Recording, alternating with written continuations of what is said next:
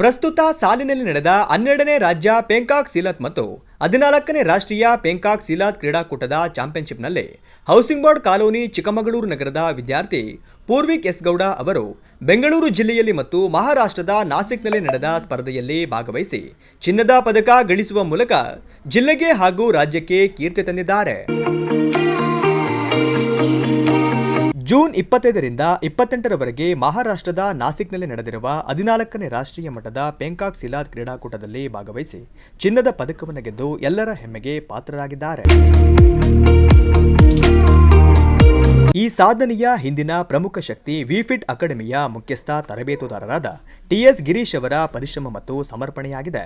ಸಹ ತರಬೇತುದಾರರಾದ ಯಶವಂತ್ ಬಿಆರ್ ಮತ್ತು ಋತಿಕ್ ಎಸ್ಎಸ್ ಅವರ ಪ್ರೋತ್ಸಾಹ ಹಾಗೂ ಮಾರ್ಗದರ್ಶನ ವಿದ್ಯಾರ್ಥಿಗಳ ಸಾಧನೆಗೆ ಬೆನ್ನೆಲುಬಾಗಿದೆ.